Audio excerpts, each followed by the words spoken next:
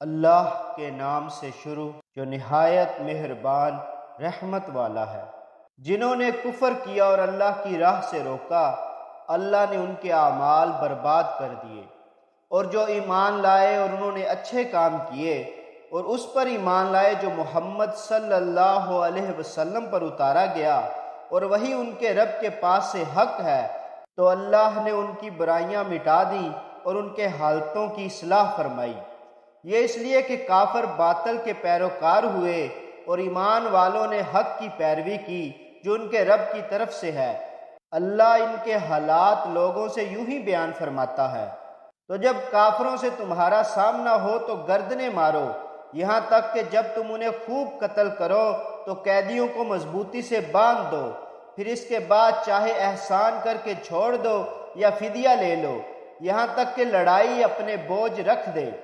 حکم یہی ہے، اور اگر اللہ چاہتا تو آپ ہی ان سے بدلہ لے لیتا، مگر تمہیں قتال کا حکم دیا تاکہ تم میں سے ایک کو دوسرے کے ذریعے جانچے، اور جو اللہ کی راہ میں مارے گئے اللہ ہرگز ان کے عمل ضائع نہیں فرمائے گا۔ ان قریب اللہ انہیں راستہ دکھائے گا اور ان کے حالات کی اصلاح فرمائے گا اور انہیں جنت میں داخل فرمائے گا۔ اللہ نے انہیں اس کی پہچان کروا دی تھی۔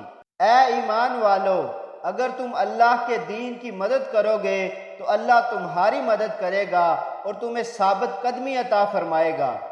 اور جنہوں نے کفر کیا تو ان کے لیے تباہی و بربادی ہے، اور اللہ نے ان کے اعمال برباد کر دیے۔ یہ سزا اس وجہ سے ہے کہ انہوں نے اللہ کے نازل کیے ہوئے کو ناپسند کیا، تو اللہ نے ان کے اعمال ضائع کر دیے۔ تو کیا انہوں نے زمین میں سفر نہ کیا تو دیکھتے کہ ان سے پہلے لوگوں کا کیسا انجام ہوا۔ اللہ نے ان پر تباہی ڈالی، اور ان کافروں کے لیے بھی پہلوں کے انجام جیسی بہت سی سزائیں ہیں۔ یہ اس لیے کہ اللہ مسلمانوں کا مددگار ہے اور کافروں کا کوئی مددگار نہیں۔ بے شک اللہ ایمان والوں اور اچھے اعمال کرنے والوں کو ان باغوں میں داخل فرمائے گا جن کے نیچے نہریں رواں ہیں، اور کافر فائدہ اٹھا رہے ہیں اور ایسے کھاتے ہیں جیسے جانور کھاتے ہیں، اور آگ ان کا ٹھکانہ ہے۔ اور کتنے ہی ایسے شہر ہیں جو تمہارے اس شہر سے زیادہ قوت والے تھے، جس نے تمہیں باہر نکال دیا، ہم نے انہیں ہلاک کر دیا، تو ان کے لیے کوئی مددگار نہیں۔ تو جو شخص اپنے رب کی طرف سے روشن دلیل پر ہو، کیا وہ اس جیسا ہوگا جس کے برے عمل اس کے لیے خوبصورت بنا دیے گئے اور وہ اپنی خواہشات کے پیچھے چلے؟ اس جنت کا حال جس کا پرہیزگاروں سے وعدہ کیا گیا ہے یہ ہے کہ اس میں خراب نہ ہونے والی پانی کی نہریں ہیں، اور ایسے دودھ کی نہریں ہیں جس کا مزہ نہ بدلے، اور ایسی شراب کی نہریں ہیں جو پینے والوں کے لیے سراسر لذت ہے، اور صاف شفاف شہد کی نہریں ہیں، اور ان کے لیے اس میں ہر قسم کے پھل اور ان کے رب کی طرف سے مغفرت ہے۔ کیا یہ جنتی اس کے برابر ہو سکتا ہے جو ہمیشہ آگ میں رہنے والا ہے؟ اور انہیں کھولتا پانی پلایا جائے گا تو وہ ان کی آنتوں کے ٹکڑے ٹکڑے کر دے گا۔ اور لوگوں میں سے کچھ وہ ہیں جو تمہاری طرف کان لگا کر سنتے ہیں، یہاں تک کہ جب تمہارے پاس سے نکل کر جاتے ہیں تو علم والوں سے کہتے ہیں ابھی انہوں نے کیا کہا۔ یہی وہ لوگ ہیں جن کے دلوں پر اللہ نے مہر لگا دی اور وہ اپنی خواہشوں کے تابع ہو گئے، اور جنہوں نے ہدایت پائی تو اللہ نے ان کی ہدایت اور زیادہ فرما دی اور انہیں ان کی پرہیزگاری عطا فرمائی۔ تو وہ قیامت ہی کا انتظار کر رہے ہیں کہ ان پر اچانک آ جائے، تو بے شک اس کی کئی علامتیں تو آ ہی چکی ہیں۔ پھر جب قیامت آ جائے گی تو ان کا نصیحت ماننا انہیں کیا مفید ہوگا۔ تو جان لو کہ اللہ کے سوا کوئی عبادت کے لائق نہیں، اور اے حبیب اپنے خاص غلاموں اور عام مسلمان مردوں اور عورتوں کے گناہوں کی معافی مانگو، اور اے لوگو اللہ دن کے وقت تمہارے پھرنے اور رات کو تمہارے آرام کرنے کو جانتا ہے۔ اور مسلمان کہتے ہیں کوئی صورت کیوں نہیں اتاری گئی؟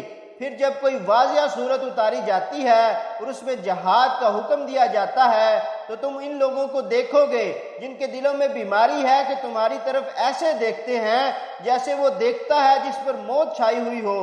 تو ان کے لیے بہتر تھا فرما برداری کرنا اور اچھی بات کہنا۔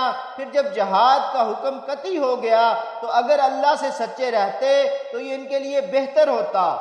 تو کیا تم اس بات کے قریب ہو کہ اگر تمہیں حکومت ملے تو زمین میں فساد پھیلاؤ اور اپنے رشتے کاٹ دو؟ یہ وہ لوگ ہیں جن پر اللہ نے لعنت کی تو اللہ نے انہیں بہرا کر دیا اور ان کی آنکھیں اندھی کر دیں۔ تو کیا وہ قرآن میں غور و فکر نہیں کرتے بلکہ دلوں پر ان کے تالے لگے ہوئے ہیں۔ بے شک وہ لوگ جو اپنے پیچھے پلٹ گئے اس کے بعد کہ ان کے لیے ہدایت بالکل واضح ہو چکی تھی، شیطان نے انہیں فریب دیا اور انہیں لمبی لمبی امیدیں دلائیں۔ یہ اس لیے کہ انہوں نے اللہ کی نازل کردہ کو ناپسند کرنے والوں سے کہا کسی کام میں ہم تمہاری اطاعت کریں گے اور اللہ ان کی چھپی ہوئی باتوں کو جانتا ہے۔ تو ان کا کیسا حال ہوگا جب فرشتے ان کے منہ اور ان کی پیٹھوں پر ضربے مارتے ہوئے ان کی روح قبض کریں گے۔ یہ اس لیے ہے کہ انہوں نے اللہ کو ناراض کرنے والی بات کی پیروی کی اور انہوں نے اللہ کی خوشنودی کو پسند نہ کیا تو اس نے ان کے اعمال ضائع کر دیے۔ کیا جن کے دلوں میں بیماری ہے وہ اس گھمنڈ میں ہے کہ اللہ ان کے چھپے ہوئے بغض و کینے کو ظاہر نہ فرمائے گا؟ اور اگر ہم چاہتے تو تمہیں وہ منافقین دکھا دیتے تو تم انہیں ان کی صورت سے پہچان لیتے، ضرور تم انہیں گفتگو کے انداز میں پہچان لو گے، اور اللہ تمہارے اعمال جانتا ہے، اور ضرور ہم تمہیں آزمائیں گے یہاں تک کہ ہم تم میں سے جہاد کرنے والوں اور صبر کرنے والوں کو دیکھ لیں اور تمہاری خبریں آزما لیں۔ بے شک جنہوں نے کفر کیا اور اللہ کی راہ سے روکا اور رسول کی مخالفت کی اس کے بعد کہ ان کے لیے ہدایت بالکل ظاہر ہو چکی، وہ ہرگز اللہ کو کچھ نقصان نہیں پہنچا سکیں گے اور بہت جلد اللہ ان کے اعمال برباد کر دے گا۔ اے ایمان والو، اللہ کا حکم مانو اور رسول کا حکم مانو اور اپنے اعمال باطل نہ کرو۔ بے شک جنہوں نے کفر کیا اور اللہ کی راہ سے روکا پھر کافر ہی مر گئے تو اللہ انہیں ہرگز نہیں بخشے گا۔ تو تم سستی نہ کرو اور خود صلح کی طرف دعوت نہ دو اور تم ہی غالب ہوگے اور اللہ تمہارے ساتھ ہے اور وہ ہرگز تمہارے اعمال میں تمہیں نقصان نہ دے گا۔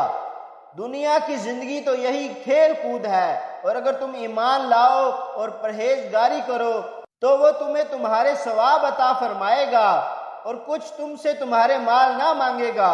اگر اللہ تم سے تمہارے مال طلب کرے اور زیادہ طلب کرے تو تم بخل کرو گے اور وہ بخل تمہارے دلوں کے کھوٹ کو ظاہر کر دے گا۔